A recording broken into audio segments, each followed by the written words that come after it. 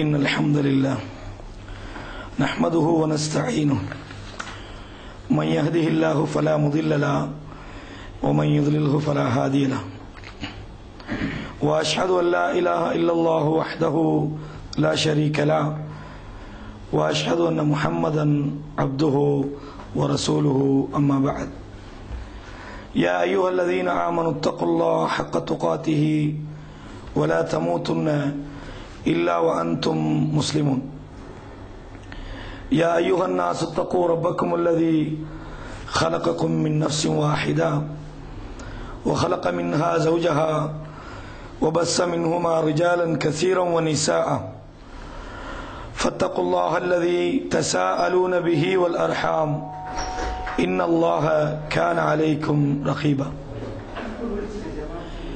يا أيها الذين آمنوا اتقوا الله وقولوا قولا سديدا يصلح لكم أعمالكم ويغفر لكم ذنوبكم ومن يطع الله ورسوله فقد فاز فوزا عظيما وقال الله تعالى أيضا هل يستوي الذين يعلمون والذين لا يعلمون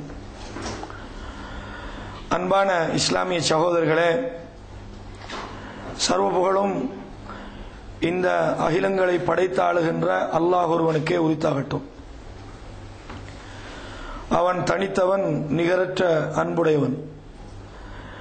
ஆட்சி அதிகாரங்கள் அனைத்தும் அவன் ஒருவனுக்கே சொந்தமானது. அவன் நாடுகின்ற போது சிலரை பூமியிலே உயர்த்துகிறான், அவன் விரும்பாதவர்களை கேவலப்படுத்தி விடுகிறான். சாந்தியும் சமாதானமும் சத்திய தூதர் ஸல்லல்லாஹு அலைஹி வஸல்லம் அன்னவர்கள் மீதிலும் அன்னவர்களுடைய வாழ்க்கை வழிமுறைகளை தூய்மையோடு பின்பற்ற வேண்டும் என்று முயற்சிக்கின்ற அனைத்து நல்லடியார்கள் மீதிலும் உண்டாவதாக. அன்பான சகோதரர்களே, இன்று உங்கள் மத்தியில் அறியாமையின் விபரீதங்கள் என்ற ஒரு தலைப்பில் கல்வி சம்பந்தமான சில செய்திகளை பகிர்ந்து கொள்ளலாம் என்று நான் நினைக்கிறேன். கல்வியை பொறுத்தவரையும் இந்த கல்வி என்பது மிக முக்கியமான ஒரு சமுதாயத்தினுடைய பலத்தை தீர்மானிக்கின்ற, ஒரு சமுதாயத்தினுடைய முன்னேற்றத்தை தீர்மானிக்கின்ற, அல்லது ஒரு சமூகத்தினுடைய முதுகெலும்பு என்று சொல்லப்படக்கூடிய அளவுக்கு மிக முக்கியமான ஒன்றுதான் கல்வி என்பது.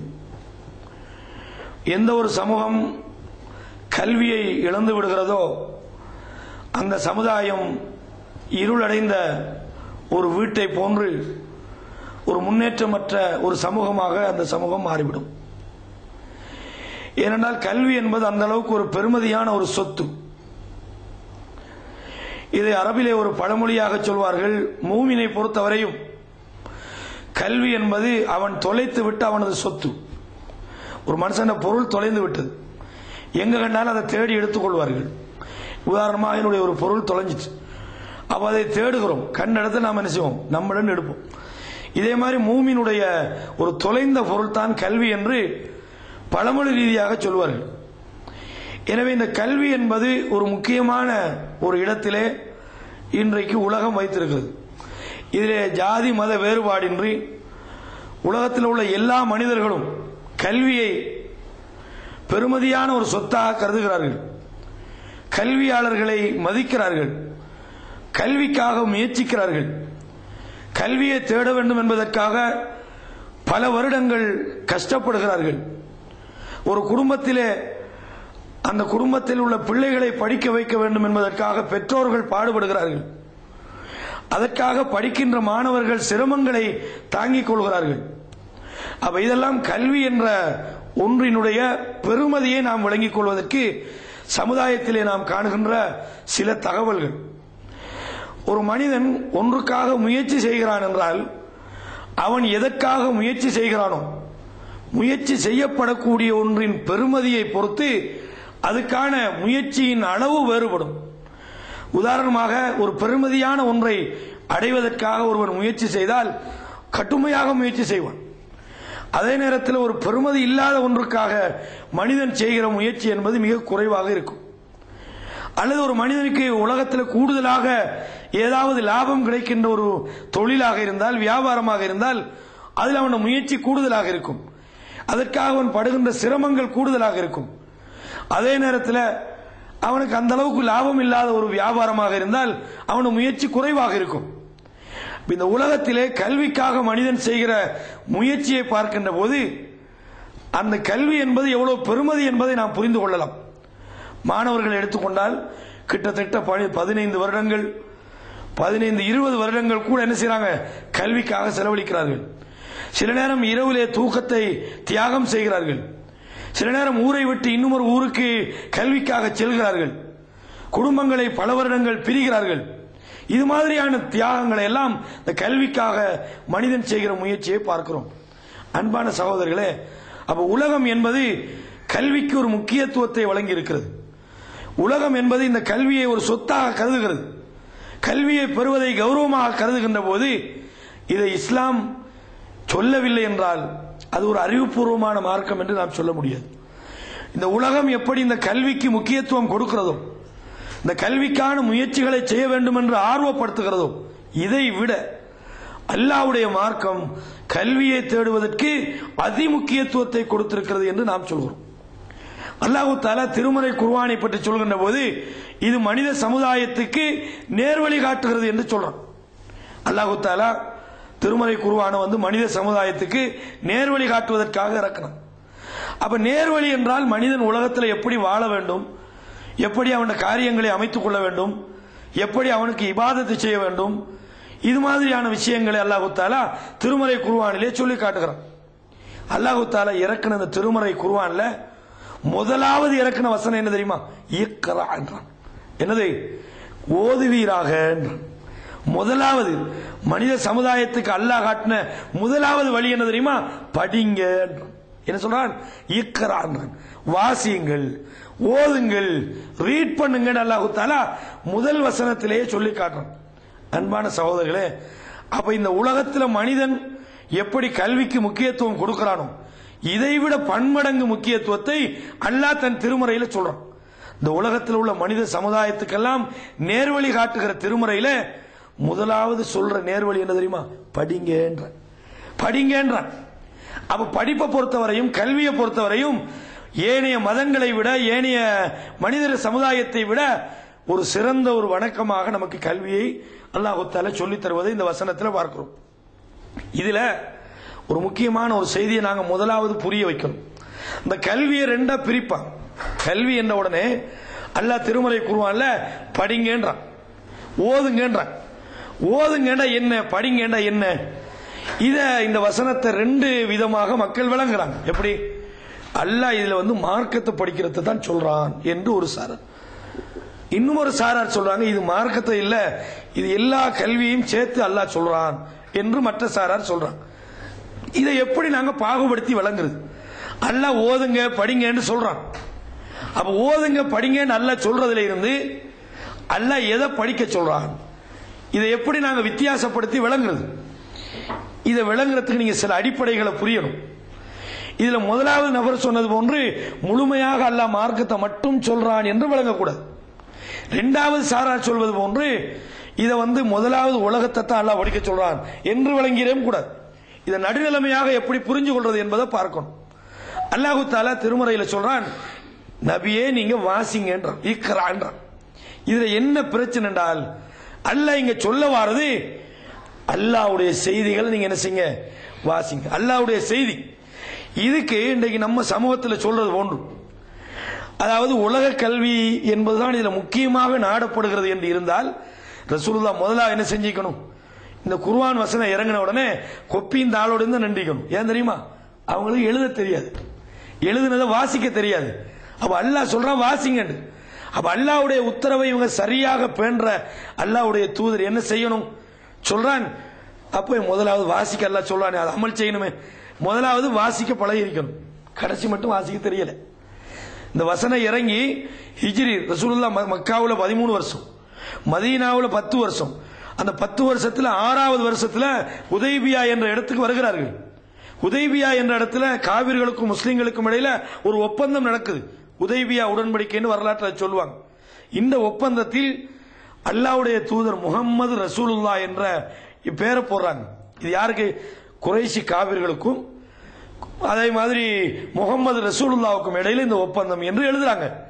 மக்கத்து காவிர்கள் சொல்றாங்க, முகமது இப்னு அப்துல்லான்னு எழுதுங்க. அப்துல்லாவுடைய மகன் முகமது, ரசூலுல்லான்னு எழுதக்கூடாது. ஏன் தெரியுமா? நீங்க ரசூல் நாங்க ஒத்துக்கிட்ட அந்த ஒப்பந்தமே தேவையில்லையே. நீங்க ரசூல் நாங்க ஒத்துக்கொள்ளலையே, அப்ப ரசூலுல்லான்றதை இல்லாமாக்குங்கன்றாங்க. அப்ப அலி ரலியல்லாஹு தான் எழுதிக்கிட்டு இருக்கிறாங்க, எழுத்து வேலை எழுதிக்கிறாங்க. அப்போ ரசூலுல்லாஹ் சொல்றாங்க அதை இல்லாமாக்குங்கன்றாங்க. சொல்றாங்க அந்த ரசூலுல்லாஹ்ன்றதை இல்லாமாக்குங்க, அழிச்சு விட்டுருங்கன்றாங்க. அப்புறம் அலி ரலியல்லாஹு சொல்றாங்க நான் அழிக்க மாட்டேன். ஏன் தெரியுமா? நீங்க அல்லாஹ்வுடைய தூதர்னு நான் ஒத்துக்கிட்டீங்க, நான் நம்பிக்கிறேன், நான் எப்படி அதை அழிக்கிறது? பெரிய பிரச்சனை எல்லாம் வருது. ரசூலுல்லாஹ் கேட்கறாங்க அது எங்கன்னு காட்டுங்கன்றாங்க. எங்கன்னு காட்டுங்கன்றாங்க. அப்ப ஹிஜ்ரி 6 ரசூலுல்லாஹ்வுடைய மக்கால 13, அங்கிட்ட 6 19 வருஷம், 23ல 19 வருஷம் வரைக்கும் எழுதவும் தெரியல. எழுதுனத சொந்த பேரு ஒருத்தாங்க தெரியாம இருக்கிறது எவ்வளவு பெரிய அற்புதம். நம்ம இன்னைக்கு அதாவது கல்வி மதிப்பீடு ஒரு சமுதாயத்தில் இந்தியாவுடைய கல்வி எந்த அளவுக்கு உயர்ந்திருக்கிறது என்பதை பார்க்கறதுக்கு எழுத படிக்க தெரிஞ்சவங்களோட வீதாசாரத்தை பார்ப்பாங்க. கல்வி அளவிடுவதற்கு முக்கியமாக இப்ப இலங்கையை சொல்லுவாங்க 82 நினைக்கிறேன், 82 வீதமானவர்கள் இலங்கையில எழுத வாசிக்க தெரிந்தவர்கள். கிட்டத்தட்ட அதே அளவு இந்தியாவிலே இருக்கும், இந்தியாவில் முழு மாநிலத்திலும். அவ இது கல்வியை மதிப்பிடுவதற்கு இன்றைக்கு உள்ள அளவுகள் என்ன? எழுத வாசிக்க தெரிந்தவர்களுடைய வீதாசாரம். அப்ப ரசூலுல்லாஹி ஸல்லல்லாஹு அலைஹி வஸல்லம் அவர்கள் கல்விக்கு நாம சொல்றது போன்ற ஒரு விளக்கம் கொடுத்திருந்தால் முதலாவது எழுத பழக்கங்கன்னு சொல்லி. ஏன் மக்காவில் எழுத தெரிஞ்ச ஆட்கள் இல்லையா? ரசூலுல்லாஹ்க்கு படிக்கிறதுக்கு ஆட்கள் இல்லையா? சொல்லிக் கொடுக்க ஆட்கள் இல்லையா? இருந்தார்கள். ஏன் அலி ரலியல்லாஹு அன்ஹு எழுத தெரிஞ்ச ஆள் தானே. தம்பியை கூப்பிடும், தம்பி சாச்சாட மாந்தானே இங்க வாங்க கொஞ்சம் எழுத படித்தாங்க சொல்லிக்கலாமே, சொல்லல. அப்ப இதுல என்ன விளங்குது? அல்லாஹ்வுடைய செய்திகள் தான் முதன்மைப்படுத்தணும். அவ வாசிங்க படிங்க என்று சொன்னால் நேரடியா நம்ம தான் வாசிக்கிறேன்னு வழங்க தேவையில்லை, இன்னொரு ஆள் வாசிக்கிறத கேட்டாலும் ஒன்று. இப்ப உதாரணமாக இல்மு என்பதை நாம் ஒரு வித்தியாசமான ஒரு கோணத்தில் விளங்கி வச்சுக்கிறோம். இல்முண்டாது எழுதணும், படிக்க தெரியணும் அப்படி உதாரணமா வச்சுக்கொள்ளுங்க. இப்ப உங்களுக்கு ஜக்காத்தை பத்தி சட்டம் தெரியாது, அல்லது நோன்பை பத்தி சட்டம் தெரியாது, உங்களுக்கு அரபு படிக்கவும் தெரியாது, தமிழ் படிக்கவும் தெரியாது, வாசிக்கவும் தெரியாது. நீங்க என்ன பண்றீங்க? ஒரு சிடியை வாங்கி போட்டு சிடி பிளேயர்ல போட்டு கேட்கறீங்க, கேட்டு படிக்கிறீங்க. அப்ப இப்ப ஜக்காத்தை பற்றி ஒரு சட்டம் நீங்க படிச்சிட்டீங்க. உங்களுக்கு தான் எழுதவும் தெரியாது, படிக்கவும் தெரியாது, நீங்க எப்படி படிச்சால் என்று சொல்லலாம். அப்ப ஒருவரை படித்தவர் என்று தெரிந்து கொள்வதற்கு அவர் எழுத படிக்க தெரிஞ்சவர் என்று விளங்கிடக்கூடாது. ஒரு ஆளுக்கு எழுதவே தெரியல, ஒருவருக்கு ஆங்கிலமே தெரியாது. இன்னைக்கு பாருங்க மொழியை வச்சுக்கிட்டு பெருமடிக்கிறாங்க. மொழி என்பது மனித உணர்வுகளை பரிமாறிக்கொள்கின்ற ஒரு ஊடகம். இப்ப இங்கிலீஷ் நம்ம சொல்றோம், ஒரு ஆளுக்கு இங்கிலீஷ் தெரிஞ்சா, ஒரு இங்கிலீஷ் எல்லாம் தெரியும், இங்கிலீஷ் தெரிஞ்சா ஒரு அறிவாளியா? நீங்க போய் யூகேல எல்லாம் பாத்தீங்கன்னா கூட்டவன் இங்கிலீஷ் தான் பேசுறான். அவ இங்கிலீஷ் தெரிஞ்சா பெரிய அறிவாளின்னு சொன்னால் இந்த பலதியால வேலை செய்யணும் இங்கிலீஷ் தான் பேசுறான். அவ இது இங்கிலீஷ், ஒரு மொழி என்பது ஒருத்தன் அறிவாளி என்பதற்கு ஒரு அடையாளமாக இருக்காது. மொழி என்ன பண்ண உதாரணமா வைங்களேன், இப்ப எனக்கு வாங்கன்னு இங்கிலீஷ்ல என்னன்னு தெரியா, இப்படி கூப்பிடுறேன் தெரியா, எனக்கு இங்கிலீஷ்ல வாங்கன்னு எப்படி கூப்பிடுறது தெரியா. அவ என்ன செய்ய இப்படி கூப்பிடலாம், இவனுக்கு தமிழும் தெரியாது ஒன்னும் தெரியாது இங்கிலீஷ் தான் தெரியும் இப்படின்ற அவர் வாராரு. அப்ப என்னுடைய நான் எதை எதிர்பார்த்தோம் அதை என்ன செஞ்சிட்டேன். ஒரு ஆளு கேட்கிறார் என்னப்பா செய்றீங்கன்ற, இவருக்கு பேச தெரியாது, சொல்ற என்னது நான் சாப்பிடுறேன்றார். அப்ப மொழி என்பது மனிதனுடைய தேவைகளை, மனிதனுடைய உணர்வுகளை பரிமாறிக்கொள்வதற்கு பயன்படுத்துகிற ஒரு ஊடகம் என்பதுதான் மொழி. ஒரு ஆள் இங்கிலீஷ் தெரியும், அவர் பெரிய அறிவாளியா, அவருக்கு இங்கிலீஷ் எல்லாம் தெரியும், இவர் பெரிய அறிவாளி, அரபெல்லாம் தெரியும், அபுஜலுக்கு அரபு தெரியும், அதனால அவன் அறிவாளி இல்லையே. அப்ப மொழியை வைத்துக் கொண்டு அறிவை நம்ம என்ன செய்யக்கூடாது, தீர்மானிச்சிடக்கூடாது. அப்ப இல்மு என்றால் என்ன? இதுல முதலாவது நம்ம விளங்கணும் என்னென்றால் இந்த இல்ம ரெண்டா பிரிக்கணும். இதுல ஒரு சகோதரர் சொன்னார் உடன்பாடு இல்லைன்னு, அது எப்படி நான் தெளிவா விளங்கினா உடன்பட்டுவார். ரெண்டா பிரிக்கணும். முதலாவது என்னென்றால் அல்லாஹ்வுடைய செய்திகள் அடங்கிய அறிவு, தீனுடைய அறிவு. ரெண்டாவது பிரிக்க வேண்டும் துனியாவுடைய அறிவு. ரெண்டா பிரிக்கணும். இது எப்படி நீங்க பிரிப்பீங்கன்றதுக்கு நான் ஆதாரம் சொல்றேன், சும்மா பிரிக்கல. முதலாவது என்னது? மார்க்க அறிவு, அல்லாஹ்வை பற்றி அறிவு, அல்லாஹ்வுடைய இல்மு, மார்க்கத்தை பற்றிய அறிவு. ரெண்டாவது என்ன? உலகத்தை பற்றிய நாலேஜ், அறிவு. இந்த உலகத்தை பற்றிய அறிவு ரெண்டா பிரிக்கணும். ஒன்று பயனுள்ள கல்வி, பயனற்ற கல்வி. மார்க்க அறிவுல பயனற்ற கல்வி வராது, அது அல்லாஹ்வுடைய செய்திகள், அது எல்லாமே பிரயோசனமானது. சரி, இது எப்படி நீங்க பிரிக்கிறீங்கன்னு நீங்க கேட்கலாம். உதாரணமாக ஹதீஸ்களை நீங்க பாருங்க. ரசூலுல்லாஹி ஸல்லல்லாஹு அலைஹி வஸல்லம் சொல்றாங்க, மையுரிதில்லாஹு பிஹி கைரன், அல்லாஹ் யாருக்கு நன்மையை நாடிவிட்டானோ யுஃபக்கிஹுஹு ஃபித்தீன், அவருக்கு மார்க்கத்தில் விளக்கம் உள்ளவராக மாற்றுகிறான். என்ன வழங்குது? அல்லாஹ் யாருக்கு நன்மையை நாடிவிட்டானோ அவரை மார்க்க விளக்கம் உள்ளவராக மாற்றுகிறான். அப்ப மார்க்க விளக்கம் உள்ளவராக மாற்றினான் என்பதில் இருந்து ஒரு மனிதனுக்கு கைர நாடுவதற்குரிய அடையாளம் ரசூலா சொல்றாங்க. இதுல விளங்குதா? மார்க்கத்தை தான் ரசூலா முதன்மைப்படுத்துறாங்க. முதலாவது மார்க்கம் தான் முதலாவது இடத்தில் இருக்கிறது என்பதை இங்க விளங்கலாம். அப்ப இது ரசூலா எப்படி சொல்லியிருக்க வேண்டும்? யாருக்கு அல்லாஹ் நலவை நாடுகிறானோ அவரை விளக்கம் உள்ளவராக மாற்றுகிறான் என்று பொதுவாக சொல்லியிருக்கணும். இதுல விளங்குது என்ன? முதலாவது அல்லாஹ்வுடைய செய்திகளை பற்றிய தெளிவு. ஒருவன் வாத்தியார் இருக்கான். இப்ப நம்ம ஊர்கள் எல்லாம் பாத்தீங்கன்னா பெரிய டாக்டருங்க, அவர் ஸ்பெஷல், அதுல ஸ்பெஷல், எல்லாத்துலயும் ஸ்பெஷல். அவர் நீங்க சூரத்துல் வாத்தியா ஓத சொல்லி பாருங்க, அந்த அளவுக்கு ஓத தெரியும். அது எப்படின்றான், அது எப்படி சூரத்துல் வாத்தியா ஓதுறது, என்ன எப்படி தொழுகிறது தெரியல. அப்ப இவர் பெரிய அறிவாளின்னு நம்ம சொன்னா நம்ம தான் முட்டாண்டாகும். அப்ப இவர் என்ன வைத்தியத்தை படிச்சுக்கிறார். உலகத்துல நோய்க்கு அது நல்லது, நான் அதுக்கு மோசமான சொல்லல. ஆனால் அல்லாஹ் எதிர்பார்க்கிறது இதல்ல, முதலாவது இடத்துல இது. அதே மாதிரி நீங்க பாருங்க, கைருக்கும், உங்களில் சிறந்தவர் யார் என்றால் மன் தஅல்லமல் குர்ஆன வஅல்லமஹு, குர்ஆனை யார் கற்று அடுத்தவருக்கு கற்றுக் கொடுக்கிறாரோ அவர்தான் உங்களில் சிறந்தவர். ஆனால் இந்த இடத்துல பாருங்க, குர்ஆனை கற்றவர் ரசூலுல்லாஹ் சொல்றாங்க. இது எப்படி சொல்லியிருக்கணும்? உங்களில் சிறந்தவர் தானும் கற்று பிறருக்கும் கற்றுக் கொடுப்பவர் என்று சொல்லியிருக்கணும். அப்ப இதில் என்ன வழங்குது? முதலாவது இடத்துல இந்த அல்லாஹ்வுடைய செய்திகள் தான் முதன்மைப்படுத்தப்படணும். அதே மாதிரி சொல்லான் பாலம், நீங்கள் விளங்கிக் கொள்ளுங்கள், அன்னஹு லா இலாஹ இல்லல்லாஹ், அல்லாஹ்வை தவிர வேற எந்த கடவுளும் இல்லை. இல்முகள்ல முதலாவது இல்மு என்னென்றால் வணங்குறதுக்குரிய தகுதி உள்ளவன் அல்லாஹ் என்பதை விளங்கிக் கொள்வது என்று இந்த இடத்துல அல்லாஹ் சொல்லி காட்டுறான். அப்ப அன்பான இஸ்லாமிய சகோதரர்களே, ஏன் அந்த விளக்கத்தை சொன்ன தெரியுமா? கல்வி என்பதை நான் பொதுவா சொன்னால் நம்ம சமூகத்தில் மார்க்கத்தை விட்டு போட்டு ஸ்கூலுக்கு போறதா எடுக்கிறாங்க. விளங்க சொல்றது, கல்வியை நான் பொதுவா சொன்ன உடனே எதை எடுக்கிறாங்க? இந்த பாருங்க, நம்ம மௌலவியே சொல்றாரு படிக்கணும், நீ என்ன ஸ்கூலுக்கு போக மாட்டேங்கிறா, புள்ள சுபத்துல நிக்காது, அதுக்கு எந்த கண்டனமும் இல்ல வீட்டுல பாரு, இந்த மாதிரி பயான பாரு, கல்வியை பத்தான் சொல்றாங்க. உடனே உலகத்தை மட்டும் குறிக்கோளை வைக்கிறாங்க, உலகத்தை மட்டும் படிக்க வைக்கிறாங்க. இதனாலதான் உட உள்ளத்துல முதலாவது நான் பதிய வச்சேன், அல்லாஹ்வுடைய செய்தியை படிக்கிறத நான் சொல்றேன். உலக கல்வி இருக்கிறது, முதலாவது செய்தியா சொல்றேன். சரி, இரண்டாவது விஷயம் என்ன? உலக ரீதியான கல்வியை படிக்கிறதுல நன்மை இல்லையா? அதை இஸ்லாம் வலியுறுத்தலையா? அதுக்கு வேற தடைகள் வந்துக்குதாண்டா? இதுக்கு ஒரு செய்தியை நீங்க உதாரணம் சொல்லலாம். ரசூலுல்லாஹி ஸல்லல்லாஹு அலைஹி வஸல்லம் இதை பத்தி சொல்றாங்க. மதீனாவுக்கு போனப்போ அந்த அயல் மகரந்த சேர்க்கை, உங்களுக்கு தெரியும் அதை பத்தி, ஈச்ச மரத்தினுடைய அந்த பூவை சேர்த்து என்ன செய்வாங்க, உற்பத்தியை விளைச்சலை கூட்டத்துக்கு செய்யப்படக்கூடிய ஒரு மகரந்த சேர்க்கை. இந்த சேர்க்கையில ஈடுபடுறாங்க. ரசூலுல்லாஹ் பாக்குறாங்க, இது ஒரு தேவையில்லாத வேலை மாதிரி தெரியுது, இது என்ன, இதை நீங்க விட்டுலாமே, இது அவ்வளவு அப்படின்றாங்க. சஹாபாக்கள் என்ன நினைச்சாங்க, அல்லாஹ்வுடைய தூதர் சொன்னதுக்கு நம்ம செய்யக்கூடாது, அப்படி விட்டாங்க. பார்த்தா விளைச்சல் குறைஞ்சு போச்சு. ரசூலுல்லாஹ்ட்ட வந்து சொல்றாங்க, யார சொல்ல, நீங்க சொன்னீங்கன்னு நாங்க விட்டோம், விளைச்சல் குறைஞ்சு போச்சு.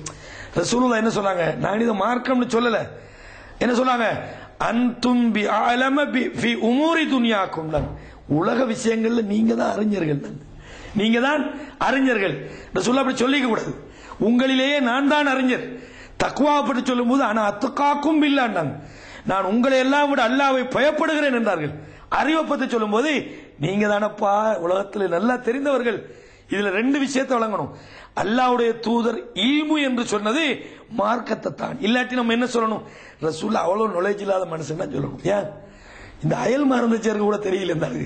அப்ப ரசூலுல்லாஹ் அந்த அளவுக்கு அறிவுள்ள ஆள் இல்ல, சும்மா குர்ஆனை மட்டும் அவர் தெரிஞ்சு வச்சிருந்தார், மார்க்கம் மட்டும் கொஞ்சம் தெரியும். அப்படியா சொல்றீங்க? உலகத்தில் முதல் அறிஞர் யார் என்று வந்து முஸ்லீம்ல கேட்டால் அல்லாஹ்வுடைய தூதர் தான். அப்ப இதுல என்ன வழங்குது என்றால், உலக அறிவு தேவையில்லைன்றதுக்கு நான் சொல்லல. ரசூலுல்லாஹ் சொல்லிக்கணும், நீங்க என்ன மார்க்கம் தெரியாம உலகத்தை மட்டும் படிக்கிற அப்படின்னு சொல்லிக்கணும். அதை வந்து அங்கீகாரம் பண்றாங்க. அந்த இடத்துல என்ன சொல்றாங்க, உலகத்தை நீங்க தானப்பா தெரிஞ்சவங்க என்பதில் இருந்து உலகத்தை நீங்க தெரிந்து கொள்ளுங்கள் என்ற அங்கீகாரத்தை அந்த இடத்துல ரசூலுல்லாஹ் வழங்குறாங்க. இன்னும் சொல்றேன்டா, உலக ரீதியாக ஒருத்தனுக்கு நல்ல அறிவு, ஆங்கிலம் தெரியும். இப்ப பாருங்க, உலக ரீதியான கல்வி இல்லாத அளவுல பிரச்சனையை சொல்றேன். இவ நம்ம நாடுகள்ல இருந்து வாராங்க தொழிலுக்கு. என்னப்பா சிவில பார்த்தா என்ன தமிழ் தெரியும், ஓகே. என்ன படிச்சுக்கிறாரு? 8ஆம் ஆண்டு வரைக்கும் படிச்சுக்கிறாரு. சரி, வேற என்ன எக்ஸ்பீரியன்ஸ்? ஒன்றும் தெரியாது. வேற எங்க போடுவாங்க? எங்கனாலும் கன்ஸ்ட்ரக்ஷன் கம்பெனில போய் ஒரு வேலை செய்வாரு. என்ன செய்வாரு? நிம்மதி இருக்காது, கஷ்டம். இந்த கம்பெனியில உதாரணமா இங்க உழைப்புக்கு தக்கனமா ஒரு மனிதன் இல்முக்கு தான் சம்பளம். இங்க ஒரு ஆளிக்கிறாரு. நம்ம ஊர்ல அடிக்கடி சொல்லுவாங்க, மாடவியன் கப்பல் பார்க்க போன கதை. மாடவியன் அது என்ன கதை தெரியுமா? இதுக்கு ஒரு பெரிய பொருத்தமான உதாரணம். ஒரு மாடவியன் ஒருத்தன் ஒரு முதலாளிட்டு வேலை செஞ்சான். அது ஏற்றுமதி இறக்குமதி கம்பெனி. இவன் சொல்லிக்கிறான், அவனுக்கு சின்ன சம்பளம் தான் அந்த முதலாளி கொடுத்துக்கிறார். அதுல மேனேஜர் ஆகிக்கிறவருக்கு பெரிய சம்பளம். இவனுக்கு பெரிய டவுட் ஒன்று வந்துச்சு. நான் தான் மூட்டை தூக்குறேன், நான் தான் எல்லா ஸ்டோர்ல வேலை செய்யறேன், மாடு மாதிரி சம்பாதிக்கிறேன். எனக்கு உதாரணம் வைங்களேன், எனக்கு 1000 ரூபாய் தான் தராரு, அவருக்கு நான் 10,000 ரூபாய் கொடுக்குறேன் அப்படின்னு ஒரு பிரச்சனை ஒன்று வந்துச்சு. இவன் பஸ்ல போய் கேட்கிறாங்க, என்னப்பா நீங்க சரி அநியாயம், மாடா சாவுறோம், எங்களுக்கு நீங்க தான் நீங்க சரியா பார்த்தா எங்களுக்கு 10,000 தந்து விட அவனுக்கு தான் 1000 கொடுக்கணும். ஏன் அவன் ஏசில உட்கார்ந்து இருக்கிறான், நீங்க என்ன அநியாயம் பண்றீங்கன்னு கேட்கிறான். அப்போ இவர் சொன்னாரா, நான் இன்னைக்கு அவர் செய்யற வேலையை உங்களுக்கு சொல்றேன், நீங்க சொல்ற வேலையை அவருக்கு சொல்றேன், செஞ்சா இந்த சம்பளத்தை மாத்திக்கிறோம் அப்படின்னு சொல்லி, இப்ப இன்னைக்கு ஒரு ஷிப் ஒன்று வந்து இது போய் கொஞ்சம் பார்த்துட்டு வாங்களேன் அப்படின்னு இவர் போறாராம். போய் சொன்னாரா, பாத்தீங்களா? பார்த்தனே, ஷிப் வந்துட்டு. எந்த நாட்டில இருந்து தெரியலையே, மறுகா போய் வாங்க. அவ இவர் 2ஆம் முறை போறாரு. எந்த நாட்டில இருந்து? ஜெர்மனில இருந்து வந்து 2ஆம் முறை ஜெர்மனில இருந்து. என்ன வளர்ந்து தெரியலையே, மறுகா போங்க. திரும்பி போய் தேயிலை ஏற்றி வந்து, உதாரணத்துக்கு தேயிலை ஜெர்மனிலிருந்து வராது, ஏதோ ஒரு பொருள் வைங்கள ஏற்றி வந்து, எவ்வளவு எத்தனை குவான்டிட்டி எவ்வளவு இல்ல மறுக்கா போறேன்னு. இப்படி ஒரு 15 முறை ஒரு நாள் டைம் பேசு. அந்த ஷிப்பை பார்த்துட்டு வர்றதுக்கு ஒரு நாள் இவர் எடுத்துட்டாரு. மேனேஜரை பிடிச்சி போய் பார்த்துட்டு வாங்க, நான் இவ்வளவு சாமம் வந்து இந்த நாட்டில இருந்து வந்து இவ்வளவு இந்த அளவாது இது எல்லாத்தையும் சொல்றாரு. மாடவின்ட்ட சொன்னாரா, இதுதான் உனக்கு அவனுக்கு வித்தியாசம். இது என்னண்டா, அறிவை கொண்டு செய்யற வேலையை அறிவாளி தான் செய்யலாம், உனக்கு உடம்பால செய்யற வேலையை நீ தான் செய்யலாம். இப்ப இதுல என்ன, இன்னைக்கு அதான் நடக்குது. துபாய்க்கு வராங்க, அங்க பாய் எனக்கு ஒரு வீசா அனுப்புங்க பாய். உங்களுக்கு என்னப்பா குவாலிபிகேஷன்? ஒண்ணும் இல்ல, ஏதாவது ஒண்ணுண்டா. என்ன கணக்கு தெரியுமா? தெரியா. அப்ப வேற என்ன தெரியும்? கம்ப்யூட்டர் பத்தி நல்லா தெரியுமா? தெரியா. ஒன்னும் தெரியா. அப்ப உலக ரீதியில கூட உலக கல்வி இருந்தா உலக வாழ்க்கைக்கு நல்ல, உலக வாழ்க்கைக்கு நல்ல. ஒரு ஆள் பெரிய டாக்டர் ஆகிறார், மாசம் 30 லட்சம் ரூபாய் சம்பாதிக்கிறான்னு வைங்க. இன்னொரு ஆள் அண்ணனைக்கு மண் வெட்டி சம்பாதிக்கிறார், கூலி வேலை செய்யறார், 100 ரூபாய் தான் ஒரு நாளைக்கு சம்பளம். இவர் அல்லாஹ்வை தொழுகிறார், அல்லாஹ்வுக்கு பயந்து நடக்கிறார், சொர்க்கத்தை பத்தி ஆசை வைக்கிறார், நரகத்தை பயந்து நடக்கிறார். 2 பேர்ல யார் சிறந்தவர்? இவருக்கு அல்லாஹ் பத்தியும் தெரியாது, தொழுகை பற்றியும் தெரியாது, ஒன்னும் தெரியாது. இவர் சாதாரணமாயிக்கார். அப்ப மார்க்கம் என்று வருகின்ற போது இவர் சிறந்தவர், உலகம் என்று வருகின்ற போது அவர் சிறந்தவர். இந்த 2லையும் சிறந்தவர் இவர் தான் என்று நாங்கள் மார்க்க ரீதியா சொல்லுவோம். அப்ப உலக வாழ்க்கைக்கு லேசாக வாழணுமா இருந்தால் தொழிலை பற்றிய அறிவு, இதுல பொருத்தமான அறிவு பொருத்தமற்ற அறிவு ரெண்டா நீங்க பார்க்கணும்.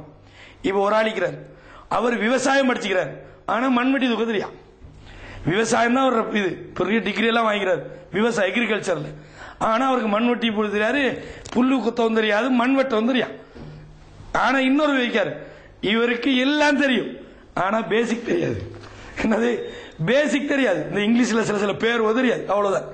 இன்னொரு அழிக்கிறார், நல்லா காமர்ஸ் படிச்சுக்கிறார், என்னது வர்த்தகத்தை பத்தி படிச்சுக்கிறார், ஆனா ஒரு மூட்டை சீனியை வாங்கி கொண்டு பசார்ல விற்கிற அளவு கூட அவருக்கு வியாபாரம் தெரியாது. ஆனா என்ன இது, ஒருத்தர் நல்ல வியாபாரம் பண்றான், என்ன ஒரு கம்பெனியை நிறுவனம் ஒரு இடத்துல, எது கவனத்தில் கொள்ளப்பட வேண்டிய அம்சங்கள் என்னன்னு கேட்பாங்க. ஒரு கம்பெனி ஒரு இடத்துல நிறுவனம், சும்மா பிராக்டிகலா ஒருத்தன் சொல்லுவாங்க கம்பெனி நிறுவனம் சாமஞ்சட்டி ஏத்துறதுக்கு வாகனம் போறதுக்கு வழி வைக்கணும். ஏன்னா இப்போ நாம ஒரு உற்பத்தி செய்யற மாதிரி உற்பத்திக்குரிய மூலப்பொருள், ஒரு சீமந்து கம்பெனி சீமந்துக்குரிய மூலப்பொருள் கிடைக்கணும். இது மாதிரியான ஒரு சாதாரண அறிவு இருந்தா போதும். இப்ப நீங்க வர்த்தகம் படிப்பீங்க, ஒரு கம்பெனியை நிறுவ வேண்டுமாக இருந்தால் அதற்கு பொருத்தமான இடம், பொருத்தமான சூழ்நிலை, பொருத்தமான வெப்பநிலை, பொருத்தமான மூலப்பொருள் கிடைக்கணும், ஏற்றுமதி இறக்குமதிக்குரிய சரியான வசதி இருக்கணும், இந்த மாதிரி சொல்லுவாங்க. மூலப்பொருளை முடிவு பொருள் ஆகிறதுக்குரிய சகல சாதனங்கள் இருக்கணும், இது மாதிரி தியரியில சொல்லுவாங்க. இது ஒன்னையும் செய்யவும் வேண்டாம். அப்ப இதை ரெண்டா பிரிக்கலாம், இதை எங்கேயும் பிரிச்சுதா காணல. நான் இதை வச்சு சொல்றேன். ஒன்னு நடைமுறை சார்ந்த அறிவு, இன்னொன்று அதாவது அடிப்படை அறிவு பேசிக் நாலேஜ், இன்னொன்னு என்னது பிராக்டிகலா செய்யறது. உதாரணமா வைங்க, ஒருத்தன் வாகனத்தை வச்சு படிச்சுக்கிறான், டொயோட்டா கார், நிசான் கார், அந்த கார், இந்த வண்டி, அந்த வண்டி, ஜப்பான் படிச்சுக்கிறான். இன்னொருத்தருக்கு அதெல்லாம் தெரியாது, கலட்டி பூட்டுவான். எங்கேயாவது சத்தம் கேட்டா இது அங்க உரசுதுமா, இங்க சத்தம் கேட்குதுமா, இது இருக்குன்னா சரியுமா, இதை போட்டா சரியுமா. ஆனா இன்னொருத்தருக்கு கார் என்றால் 4 ரோதைகளை கொண்டிருக்கும், அதுக்குள்ளே ஒரு பெரிய இன்ஜின் இருக்கும், அதுல பெட்ரோலால் ஓட வேண்டும், தியரியை படிச்சு வச்சுப்பான். இது ஜப்பான் போன்ற நாட்டில் என்ன சொல்றாங்க, இலங்கை, இந்தியா போன்ற நாடுகள் முன்னேறத்துக்குரிய காரணம் என்றால் பொருத்தமான கல்வி திட்டம் இல்லை அவங்க. இப்ப ஜப்பான்ல எல்லாம் ஒரு குறிப்பிட்ட காலத்துல ஒரு மாணவனுக்கு என்ன துறையில் அவனுக்கு அனுபவமோ அந்த துறையை கொண்டு அப்படி என்ன செய்வாங்க, பிராக்டிகலா கொண்டு விட்டுருவாங்க. ஒருத்தனுக்கு கார்ல என்ன காரை செய்யற முறை எப்படி, நாம கார் என்றால் எப்படி இருக்கும் என்று படிச்சிருப்போம், காரை போய் கிட்ட பாத்திக்க மாட்டோம், அதான் பிரச்சனை. அப்ப அந்த நாட்டில் என்ன செய்றாங்க, ஜப்பானை பொறுத்தவரையும் அங்க மூலப்பொருள் இல்லாத ஒரு நாடு, அங்க எந்த வளமும் இல்லை. இந்தியாவை, இலங்கை மாதிரி நாடுகளை நீங்க எடுத்துக்கொண்டீங்கன்னா இங்க எல்லாம் வளங்கள் இருக்குது. என்ன வளங்கள் இல்லை இந்தியால, எண்ணெயில் எல்லாம் இருக்குது, இரும்புல இருந்து எல்லா ஜாதியும் இருக்குது. ஜப்பான்ல ஒன்றும் இல்லை. 2வது உலக மகா யுத்தத்தில் கடுமையாக முறையில் பாதிக்கப்பட்டார்கள். எப்படி அந்த நாடு முன்னேறிச்சு, பொருத்தமான கல்வி திட்டத்தை கொண்டு வந்தாங்க.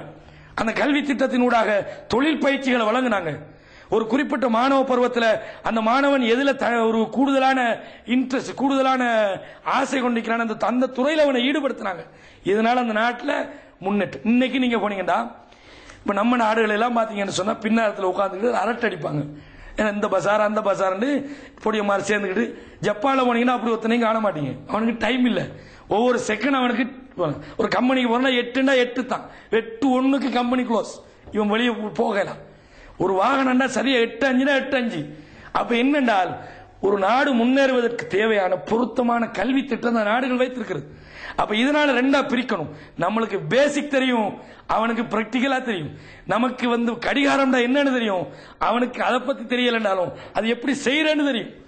அப்ப எதனால ஒரு நாடு முன்னேறும், விவசாயம் என்பது இன்ன காலத்திலே வெள்ளாமை செய்ய வேண்டும், எனது நெற்பயிர் செய்ய வேண்டும், இந்த காலத்திலே மிளகாய் செய்ய வேண்டும் என்று நம்ம வெறுமனே அடிப்படை வச்சிருக்கிறோம். ஆனா மிளகாயை பத்தி நமக்கு தெரியா, எங்க செய்யறேன்னு தெரியா, எப்படி தண்ணி ஒண்ணும் தெரியா. இதுல என்ன நம்ம வழங்குறால் பொருத்தமான கல்வி திட்டம், நடைமுறை சார்ந்த கல்வி, அடிப்படை சார்ந்த கல்வி. இப்ப நம்முடைய நாட்டில எல்லாம் என்ன பிரச்சனை, அடிப்படையான கல்வி இருக்கிறது, நடைமுறை ரீதியான கல்வி இல்ல, அதுக்கான ஊக்கங்கள் அளிக்கப்படல. இப்ப செய்யறாங்க. இந்தியா தொழில்நுட்பத்தில் கொஞ்சம் முன்னேறிட்டு வரக்கூடிய ஒரு நாடு.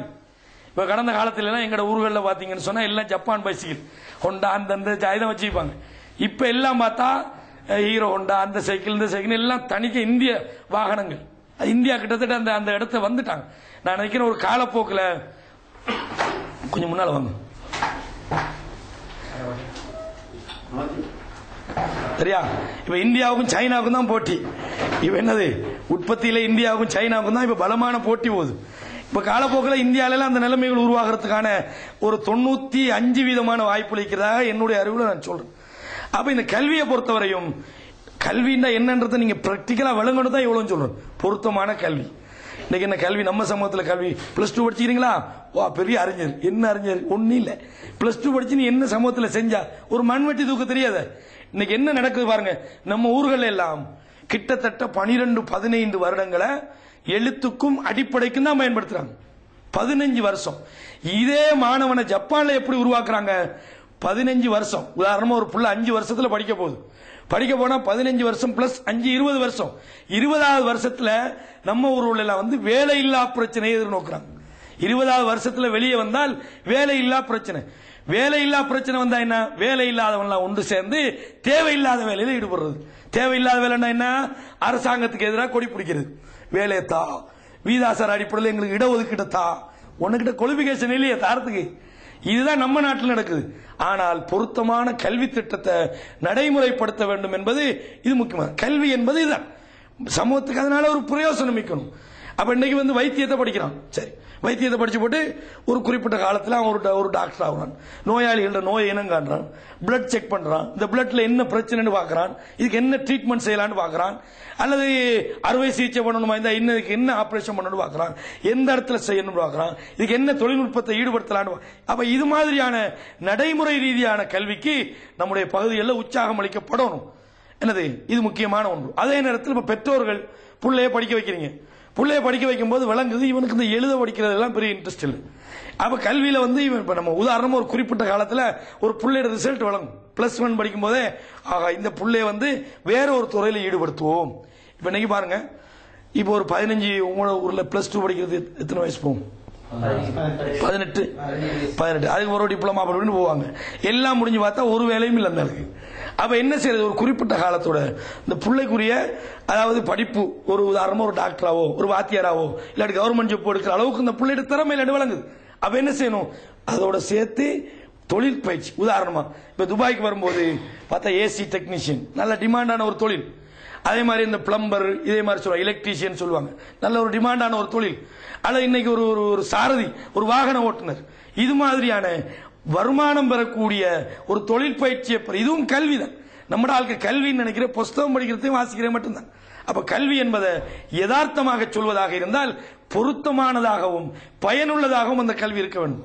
+2 படிச்சுக்கிற ஒன்றும் தெரியாது, அப்ப என்ன பிரயோசனம்?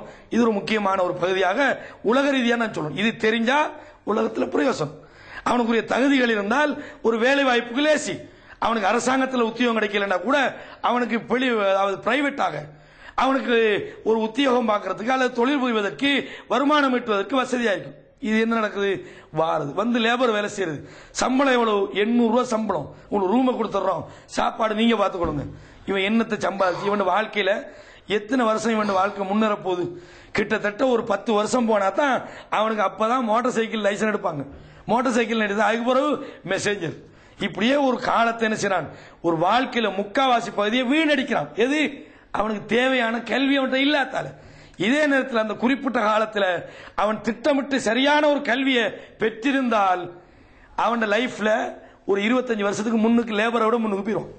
ஒருத்தன் வரும்போது குடும்பத்தில் 1000 பிரச்சனை, 4 தங்கச்சி மரம் கட்டி கொடுக்கணும், அல்லது வந்து வீடு வாசல் இல்லை, எங்களுக்கு சரியான ஒரு தொழில் இல்லை, பிரச்சனையோட வெளிநாட்டுக்கு வராங்க. இவ வந்து லேபர் வேலையிலே 10 வருஷத்தை கழிச்சா இந்த 10 வருஷம் டிலே ஆகும் இவன் முன்னேறதுக்கு. ஆனால் உலக ரீதியான ஏதாவது ஒரு துறை சார்ந்த ஒரு அறிவு இருந்தால் 10 வருஷத்துக்கு முன்னுக்கு நீங்கள் என்ன செய்யலாம்? முன்னேறதுக்கு வாய்ப்பு இருக்குது. அப்ப இது மாதிரியான பொருத்தமான கல்வி திட்டங்கள் நம்முடைய சமூகத்தில் கொண்டு வரப்படும், அதுக்காக ஊக்குவிக்கப்படும். கல்வி என்றால் வெறுமனே அடிப்படையை மட்டும் படிக்கிறதான் கல்வி என்று நினைச்சிடக்கூடாது. அப்ப இந்த அடிப்படையில் ரெண்டுக்குமான முக்கியத்துவத்தை நீங்க என்ன செய்யலாம்? பிராக்டிக்கலா விளங்கிக் கொள்ளணும். முதலாவது மார்க்கம், இது தெரியணும். இது தெரியாம உலகத்தில் நீங்க எது செஞ்சாலும் வெற்றி இல்லை. அப்ப முதலாவது என்னது? அல்லாஹ் சொல்றான், இக்ரா பிஸ்மி ரப்பிக்கல்லதி கலக், உம்மை படைத்த ரப்புடைய பெயரை கொண்டு ஓதுவீராக, வாசிப்பீராக. இக்ரான்னா ஓதுறது. ஓதுறன்னா என்ன? மந்திர சொல்ல நினைச்சிடும், படிக்கிறேன்னு. இக்ரானா என்னது? ரீடு, படி, வாசி, அல்ல சொல்லி காட்டுறான். அப்ப கல்வியை பொறுத்தவரையும் இஸ்லாம் அதுக்கு ஒரு முக்கியத்துவத்தை கொடுத்திருக்கிறது. மற்ற மதங்களை விட இந்த உலகத்தில் கல்விக்கு முதலாவது இடத்துல, இந்த உலகத்துக்கே நேர்வழி காட்ட வந்த அல்லாஹ்வுடைய வேதம் முத பேசினது கல்வியை பத்தி தான். முத பேசினது. ஏனென்றால் கல்வி இல்லாத ஒரு சமுதாயம் இருளடைந்த பாழடைந்த வீடு. ஒரு சமுதாயத்தின் முதுகெலும்பு என்று நான் கல்வியை சொன்னேன். ஒரு சமுதாயத்திடத்தில் கல்வி இல்லை என்றால் அந்த சமுதாயம் முதுகெலும்பு இல்லாத ஒரு மனிதனை போன். முதுகெலும்பு தான் நிற்கலும். கல்வியினால் இன்னைக்கு என்ன நடக்குது? இன்னைக்கு பாருங்க, இப்போ உதாரணமா கம்ப்யூட்டர் எடுங்க. இப்ப இன்னைக்கு கல்வியிலையும் விஞ்ஞானத்திலையும் தொழில்நுட்பத்திலையும் உலகத்தில் முன்னுக்கு நிற்கிறது யாரு? முஸ்லிம்களா? இல்ல. யார் நிற்கிறாங்க? யூதர்களும் கிறிஸ்தவர்களும். யாஹூ யார்ட? யூதர்கள்ட. கூகுள் யார்ட? யூதர்கள்ட. அப்ப இன்னைக்கு உலகத்தில் கூடுதலாக யாஹூ யூஸ் பண்றோமா இல்லையா? கூகுளை யூஸ் பண்றோமா இல்லையா? இதெல்லாம் யார்ட? இதெல்லாம் நம்முடைய எதிரிகள்கிட்ட கொடுத்து போட்டு உட்கார்ந்து. நாளைக்கு நம்முடைய அந்தரங்கங்கள், ரகசியங்கள், சமுதாயத்துக்கு தனிப்பட்ட ரீதியாக நாம் பாதுகாத்து வைத்திருக்கின்ற ரகசியங்களை எல்லாம் கூட தேவைன்னா அவனுக்கு எடுக்கலாம். அதுக்கு அவன் முயற்சி செய்யல. அப்ப இந்த அளவுக்கு கல்வியில ஒரு பின்தங்கிய நிலைமையில நாங்க இருக்கிறோம். அதுக்காக மார்க்கத்தை மட்டும் குர்ஆனை மட்டும் ஓதுனா போதும், உலகமே தேவையில்லை என்ற ஒரு நிலைமை இருக்குமாக இருந்தால் உலகியல் ரீதியாக மனுஷன் நஷ்டப்படுவான். இந்த நஷ்டம் காலப்போக்கில் மார்க்கத்தை இழந்து விடக்கூடிய. உதாரணமா இங்க அவன் நவீன தொழில்நுட்பங்களை நோக்கி முன்னேறான். நம்ம என்ன செய்வோம்? நம்ம வந்து குர்ஆன் ஓதுறதும் மார்க்கம் படிக்கிறது மட்டும்தான் நமக்கு கடமை, இதெல்லாம் தேவையில்லை என்று இந்த உலக கல்வியை முழுமையாக ஒதுக்கினான். உலக நன்மைக்காக பயன்படுகிற கல்வியை ஒதுக்கினால் இன்னைக்கு என்ன நடக்காது? இப்ப சாதாரணமா நீங்க பாருங்க, இப்ப நோம்பு ஃபுல்லா என்ன செஞ்சோம்? இங்க இருந்து நடக்கிற நிகழ்ச்சியை முழு உலகத்துக்கு ஒளிபரப்பு பண்ணணும். ஒரு மணித்தியாலத்துல 1000 பேருக்கு அந்த செய்திகளை கொண்டு போய் சேர்க்கிற வேலையை செஞ்சோம். இதனால என்ன செய்யறாங்க, மனிதர்களுக்கு சென்று போக வேண்டிய செய்திகள் போய் சேருது, தெளிவு கிடைக்க வேண்டிய விஷயம் தெளிவு கிடைக்குது. இதையே 1400 வருஷத்துக்கு முன்னுக்கு செஞ்சிருந்தா எப்படி செஞ்சிப்போம்? நாங்க வாய் வழியா தான் இந்த தகவல் போக வேண்டிய. அப்ப இன்னைக்கு உலகம் என்பது வேகமாக செயல்படுகிறது. இந்த உலகத்தினுடைய வேகத்துக்கு ஏற்பவாறு நம்முடைய செயல்பாடுகளும் அமையணுமாயிருந்தால் உலகத்தோடு நாங்களும் போட்டி போடணும். ரசூலுல்லாஹ் அன்னைக்கு சத்திய பிரச்சாரம் செய்யும் போது என்ன செய்றாங்க, மலையில ஏறி என்ன சொல்றாங்க, மக்களே நான் உங்களுக்கு அல்லாஹ்வுடைய செய்தியை கொண்டு வந்திருக்கிறேன். மலையில ஏறாங்க. ஏன், அன்னைக்கு இருந்த உச்சகட்ட மீடியா மலை தான். மலையில ஏறி எவ்வளவு தூரத்துக்கு கேட்க வைக்க முடியுமோ அவ்வளவு தூரத்துக்கு செய்தியை பாஸ் பண்றாங்க. அப்ப அன்னைக்கு இருந்த உச்சகட்டமான மீடியாவை பயன்படுத்தினார்கள். அப்ப நாங்க என்ன செய்யறோம், நம்ம ஒரு பேனா வாங்குறோம். உதாரணத்துக்கு வேலை இல்லப்பா, வேலை இல்லைன்னு சொல்ற தரத்தை தீர்மானிக்கிறவர்களா இருக்கிறோம். ஒரு கம்ப்யூட்டர் வாங்கணும், இது யூஸ் ஆகாதுன்றோம். ஆனால் அந்த கம்ப்யூட்டரோட கீபோர்டை கூட நம்ம கண்டுபிடிக்கல. நம்ம ஒன்ன பார்த்து இது சரியில்லைன்னு சொல்லுவோம், இது நல்லதுன்றோம், அவ்வளவுதான் நமக்கு தெரியும். அதை தவிர அதுல ஒரு துண்டை கூட நம்ம என்ன செய்யல, கண்டுபிடிக்கிற அளவுக்கு நாங்க வரல. அப்போ எப்படி நம்ம மார்க்க கல்வி அல்லாஹ்விடத்தில் நெருங்குவதற்கு நமக்கு தேவைப்படுகிறதோ அந்த அளவுக்கு உலகியல் ரீதியான கல்வியின் தேவையும் நம்முடைய சமுதாயத்துக்கு இருக்கிறது. நம்முடைய சமுதாயத்தின் பாதுகாப்பு, மார்க்கத்தின் பாதுகாப்பு, முஸ்லிம் சமுதாயத்தினுடைய பாதுகாப்பு. உதாரணமா இப்ப இன்னைக்கு என்ன செய்யறான், துப்பாக்கியை கண்டுபிடிச்சான். அதே மாதிரி துப்பாக்கியை தாண்டி அந்த வெடிகுண்டு அணுகுண்டு அப்படி இப்படின்னு கண்டுபிடிச்சான். நாம இல்ல, வாழ்த்தான் எங்கட கலாச்சாரம், நாங்க 1400 வருஷத்துக்கு தான் நிக்க போறோம் என்று நின்றா என்ன கதை, ஒரு வெடியில முழு பெருஞ்சரி முடிஞ்சு வச்சு. அப்ப சமுதாயத்தின் பாதுகாப்புக்காக அப்ப சரியான தேவையான பொருத்தமான கல்வி. உதாரணமாக ஆயுதம் தயாரிக்கிறது, அது ஒரு அறிவு, அது ஒரு கல்வி. அப்ப அதுக்கான ஊக்கங்களை உலகத்தில் செய்யப்படும். அப்ப அதுக்காக மார்க்கத்தை மட்டும் படிச்சா போதும், இது முக்கியம் இல்லைன்னு நான் சொல்றதாக நீங்க விளங்கிட கூடாது. அப்ப அல்லாஹ் தஆலா இந்த மார்க்க ரீதியான கல்விக்கு முக்கியத்துவம் கொடுப்பதிலிருந்து மற்ற தேவையில்லைன்னு நீங்க விளங்கிடக்கூடாது. ஹதீசுகள் எல்லாம் பார்த்தா தெரியும். ரசூல் அல்லாஹ் சொல்லி காட்டுறான் இப்படி, குல் நபியே நீங்கள் சொல்லுங்கள், ஹல் யஸ்தவில்லதீன யஅலமூன வல்லதீன லா யஅலமூன், அறிந்தவர்களும் அறியாதவர்களும் சமனாக முடியுமா? ஒன்றை ஒருவன் தெரிந்து வைத்திருக்கிறான், இன்னொன்னு ஒருத்தனுக்கு தெரியாது, ரெண்டு பேரும் சரியா? ஒருத்தனுக்கு அல்லாஹ்வுடைய செய்திகளை தெரியும், இன்னொருத்தனுக்கு தெரியாது, ரெண்டு பேரும் சமனா? அல்லாஹ் கேட்கிறான். அறிந்தவனுக்குரிய ஸ்தானம், அவனுக்குரிய அந்தஸ்து அறிந்தவன் தான். அறியாதவனுடைய இடம் அறிய இல்லத்தான். இவன் ஜாகில், இவன் அறிவாளி. அல்லாஹ் கேட்கிறான், அறிந்தவனும் அறியாதவனும் சமனாக முடியுமா? இன்னைக்கு என்ன நடக்குது, அறிஞர்களை பொறுத்தவரையும் அவர்கள் செல்ஃபாக தானாக சில முடிவுகள் எடுக்கலாம். மார்க்க விஷயமா இருந்தாலும் கூட மார்க்க அறிஞர்களாக இருந்தால் மார்க்கத்தினுடைய முடிவுகளை என்ன செய்யலாம், எடுக்கலாம். சில நேரத்தில் நான் ஒரு விஷயத்தை ஆய்வு செய்கிறேன், எனக்கு தெரிஞ்ச குர்ஆன் வசனங்களை, எனக்கு தெரிஞ்ச ஹதீஸ்களை வைத்து நான் ஆய்வு செய்கிறேன். எனக்கு தெரிந்த வகையில் ஒரு காரியத்தை இப்படித்தான் செய்ய வேண்டும் என்ற முடிவுக்கு வருகிறேன்.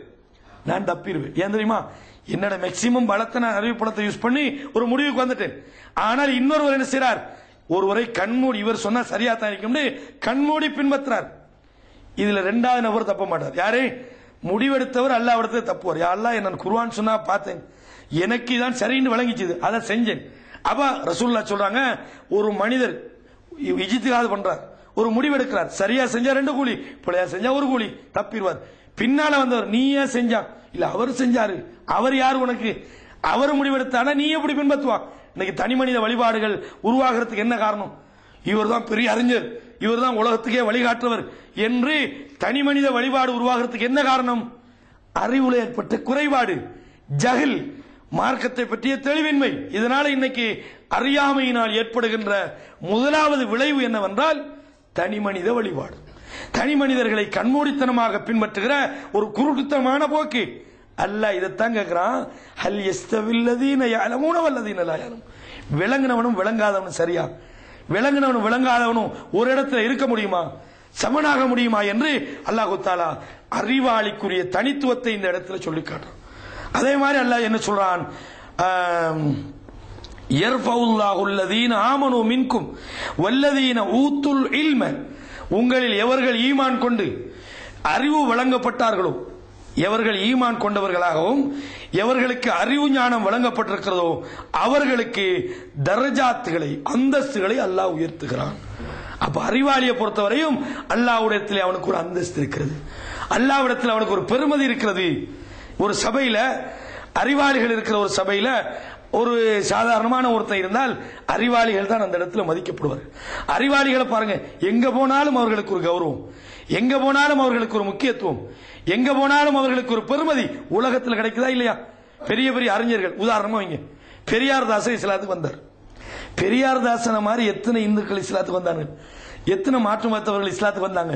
அது என்ன பெரியார் தாசனுக்கு மட்டும் துபாயில பெரிய நிகழ்ச்சி, அவருக்கு மக்கள் வாரது என்ன காரணம்? சவுதியில் போனவனே பெரியார் தாசன் இஸ்லாத்துக்கு வந்து விட்டார், கூகுள்ல போய் பெரியார் தாசன் அடிச்சா அள்ளி கொட்டுது, என்ன காரணம்? மைக்கேல் ஜாக்சன் இஸ்லாத்துக்கு வந்துட்டாரா இல்லையா? நீல் ஆம்ஸ்ட்ராங் ஏன், என்ன காரணம்? அப்ப அறிவாளிகள் என்று சொல்கின்ற போது அவங்க பலம் அப்படித்தான், சமூகத்தில் அவங்களுக்கு பெருமதி அப்படித்தான். இதே நேரத்தில் எத்தனையோ அப்புஹாமி இஸ்லாத்துக்கு வந்து வைப்பாங்க, அப்புஹாமி அது யார் அப்புஹாமி அப்படின்னு நம்ம கேட்கிறோம். ஏன்? இந்த அறிவுக்கு கிடைச்ச பெருமதி தான் அது. அது எந்த மதம் இன்று இல்லை, எந்த இனம் இல்லை, அறிவாளியாக இருந்தால் அவனுக்கு ஒரு பெருமதி இருக்கிறது. அதனால சமுதாயம் அவனை பத்தி பேசுகிறது. ஒரு இடத்துல நாங்க பஸ்ல போய்கிறோம், உதாரணத்துக்கு வைங்க, ஒரு கூலி வேலை செய்யறோம் வரான், உட்காந்துட்டே இப்போ திடீர்னு ஒரு பெரிய படிச்சாலும் ஒரு டாக்டர் ஒன்று வந்துட்டாரு, சார் இப்போ உட்காருங்க சார். என்ன காரணம்? அறிவாளிக்குள்ள வித்தியாசம் தான். அப்ப அல்லாஹ் என்ன சொல்றான் தெரியுமா? ஹல் யஸ்தவில்லதீன யஅலமூன வல்லதீன லா, ரெண்டு பேரும் சமனாயிரமா. அடே நல்ல பாம்பு ஆடுது, நாக்கலாம் மூச்சு ஆடையிலுமா? ஆடையிலாது. நல்ல பாம்பு நல்ல, அது அவன் பெருமதி வேற, இவன் பெருமதி வேற. அப்ப அறிவாளி என்பவனும் அறிவில்லாதவனும் சமனாக முடியாது என்ற கருத்தையும் அல்லாஹ் அந்தஸ்துகளை உயர்த்துறது டாக்டர்மார்க்கல்ல. அந்த இடத்துல நீங்க அவனை கொண்டு வச்சிடக்கூடாது. யாரை வச்சிடக்கூடாது? அல்லாஹ் வைத்தியத்துறை தெரிந்தவர்களுக்கு அந்தஸ்துகளை உயர்த்தி வச்சு தொலை தெரியுமா அவனுக்கு? நிறைய டாக்டர், நான் ஒரு டாக்டர்கிட்ட போன மருந்து எடுக்கிறதுக்கு அந்த ஆள்கிட்ட சும்மா மார்க்கம் பேசி பார்ப்போம் ஒரு 10 வருஷத்துக்கிட்ட நினைக்கிறேன், ஒரு 7-8 வருஷம். அவட சொன்ன, சார் இந்த மார்க்க சம்பந்தமா நீங்க எந்த மதம் நினைக்கிறாரு, நீங்க எந்த மதுகபு அப்படின்னு. இல்ல சார் இந்த மது இல்லையே, மதுகப்புன்னு ஒரு புஸ்தகம் இருக்குதானே சார், நம்மகிட்ட அந்த புஸ்தகமான இல்ல, குர்ஆன். அப்ப அந்த டாக்டர் சொல்றாரு, இந்த குர்ஆன்டா நான் இது வரைக்கும் படிச்சில்லைன்ற. குர்ஆன்டா ஒரு முஸ்லீம் டாக்டர் குர்ஆன்டா படிச்சில்லையா? சுப்ஹானல்லாஹ். சார் நீங்க எத்தனை வருஷம் சார் நீங்க செலவழிச்சுப்பீங்க? இந்த டாக்டர் பெரிய டாக்டர் ஒன்றும், நீங்க குர்ஆனை படிக்கலீங்கன்னு சார். இன்ஷா அல்லாஹ் இனித்தான் படிக்கணும் அவர் சொல்றாரு. அப்ப நான் கேட்கிறேன், இவர் சிறந்தவரா? இவருக்கு அல்லாஹ் அறிவாளிகளுக்கு தரஜாத்துகளை உயர்த்தி வைத்திருக்கிறான், இவருக்கும் தரஜா உயர்த்தி வைக்குமா? இல்ல. அது இவ்வளவு படிச்சவனுக்கு அல்லாஹ்வுடைய செய்தியை படிக்க முடியாம போச்சு. அப்ப அல்லாஹ் என்ன சொன்னான்? எவர்கள் ஈமான் கொண்டு கல்வி ஞானம் வழங்கப்படும், ஈமான் முதலாவது, ஈமானை இல்லாம கல்வி ஞானம் மட்டும் இருந்தா அவர்களுக்கு அந்தஸ்துகள் உயர்த்தப்படும் என்று சூரா அல் முஜாதலா என்ற அத்தியாயத்தில் 11ஆம் வசனத்தில் அல்லாஹ் சொல்றான். அது மட்டும் இல்ல, அறிவாளிகளுக்கு ஒரு ஸ்பெஷல் இடம் இருக்குது. அல்லாஹ் சொல்றான், இன்னமா யக்ஷல்லாஹ மின் இபாதிஹில் உலமா, நிச்சயமாக தன்னுடைய அடியார்களில் அல்லாஹ்வை பயப்படுகின்றவர்கள் யார் என்றால் அறிஞர்கள் தான். உண்மையான அறிவாளிகள். அறிஞர்கள் உடனே எல்லா அறிவாளிகளும் அல்லாஹ் பயப்படுறாங்கன்னு நினைச்சிடக்கூடாது. அறிஞர்கள் தான் அல்லாஹ் பயப்படுறாங்க உடனே அப்போ எல்லா அறிவாளிகளும் அல்லாஹ் பயப்படுறாங்க. அல்லாஹ் சில அறிவாளிகளை சொல்றான், மசலுல்லதீன ஹும்மிலு தௌராத், எவர்கள் தௌராத்தை சுமந்து கொண்டு சும்ம லம் யஹ்மிலுஹா, வாழ்க்கையில் அதை எடுத்து நடக்கலையோ, கமசலில் ஹிமார் யஹ்மிலு அஸ்பாரன், அவர்கள் பொதி சுமந்த கழுதையை போல் என்றான். படிச்ச ஒரு சமுதாயம், இவர்கள் அறிஞர்கள் தானே, அல்லாஹ் பயப்படுறாங்க தானே என்றுதான். அல்லாஹ் யூத கிறிஸ்தவர்களை பத்தி சொல்லும் போது சொன்னான், கிறிஸ்தவர்களுக்கு யாரிஃபூனஹு கமா யாரிஃபூன அப்னாஹும், தங்களோட பிள்ளைகளை எப்படி புள்ளன்னு தெரியுமோ அது மாதிரி அல்லாஹ்வுடைய தூதர் அவங்களுக்கு தெரியும். ஏத்துக்கொள்ளலையே, நல்லா தெரிஞ்சு வச்சிட்டு இருக்காங்க. அல்லாஹ்வுடைய செய்திகள் அவர்கள் வமா தஃபர்ரகல்லதீன ஊத்துல் கிதாப இல்லா மின் பாதி மா ஜாஅஹுல் இல்ம், வேதம் கொடுக்கப்பட்டவர்கள் தங்களிடம் தெளிவான ஞானம் வந்த பிறகன்றி அவர்கள் முரண்படவில்லை. அப்ப அல்லாஹ் பயப்படுறாங்கன்னு எந்த அறிவாளியை சொல்றான்? அறிவாளின்னு இங்க உடனே மூலையும் மறந்து வழங்கிடுது, அதான் பிரச்சனை. என்ன அல்லாஹ் சில இடத்துல அஃபலா தாக்கிலூன், நீங்கள் சிந்திக்க கூடாதா? அஃபலா தாலமூன், விளங்க கூடாதா? அஃபலா யாக்கிலூன், அல்லாஹ் சொல்றான். இது எந்த அறிவாளி? அல்லாஹ்வை பத்தி ஒருத்தனுக்கு நல்லா தெரியும், அவன் அல்லாஹ் பயப்படுறதுக்கும் அல்லாஹ் பத்தி ஒருத்தனுக்கு தெரியாது, இவன் பயப்படுறதுக்கும் வித்தியாசம் இருக்குது. ஒரு சகோதரங்க வந்தார், நல்லா படிச்ச சகோதரர், மறுமையை பத்தி அவருக்கு நம்பிக்கை இல்லை. இவர் அல்லாஹ் பயப்படுவாரா? உதாரணத்துக்கு சொல்றேன். ஆனா பெரிய படிச்சால் தான். இன்னொரு அந்த அளவுக்குள்ள இங்கிலீஷ் தெரியா, ஒன்னும் தெரியா, அல்லாஹ் பத்தி தெரியும், பயப்படுவார். அப்ப இந்த இடத்துல அல்லாஹ்வை பயப்படுகின்றவர்கள் எல்லாம் அறிஞர்கள் தான், ஆலிம்கள் தான் என்றால் எந்த ஆலிம்? ஒருத்தனுக்கு அல்லாஹ் பத்தி தெரியறதான் அந்த தாமை. பெருசா படிச்சுக்கிட்டு 7 வருஷம் படிச்சு சர்டிபிகேட்டோட வரணும். இன்னைக்கு 7 வருஷம் படிச்சுட்டு சர்டிபிகேட் வச்சிருக்காங்க. ஒரு குர்ஆன் வசனத்தை ஒழுங்கா தெரியல, என்ன இது? அதே நேரத்தில் சாதாரணமானவர்கள்லாம் பாத்தீங்கன்னா மார்க்க விஷயத்தை கரைச்சு குடிச்சு இழுத்து அடிச்சுட்டு போவார்கள். அப்ப அறிவாளின்னு மதரசாக்கு போடுறத நீங்க வச்சிடக்கூடாது. அல்லாஹ் இங்க சொல்றான், யாருக்கு அல்லாஹ்வை பற்றிய இல்ம் இருக்கிறதோ, அல்லாஹ்வுடைய செய்திகள் அவன் உள்ளத்தில் இருக்கிறதோ அவர்கள் தான் அறிஞர்கள் அல்லாஹ் சொல்றான். இல்ல அறிவாளிகள் யார் என்பதை அல்லாஹ் இனங்காட்டுறான். அதே மாதிரி நீங்க பாருங்க, யுத்தில் ஹிக்மத்த மையஷா, அல்லாஹ் நாடுகின்றவர்களுக்கு ஹிக்மத்தை கொடுக்கிறான். ஒமை யுத்த ஹிக்மத்த ஃபகத் ஊத்திய கைரன் கதீரன், யாருக்கு ஞானம் வழங்கப்பட்டு விட்டதோ அவன் அதிகமான நன்மைகள் வழங்கப்பட்டு விட்டான். யாருக்கு ஞானம், மார்க்கத்தை பற்றிய ஞானம் வழங்கப்பட்டு விட்டதோ அவனுக்கு அதிகமான ஞானம் வழங்கப்பட்டு விட்டது.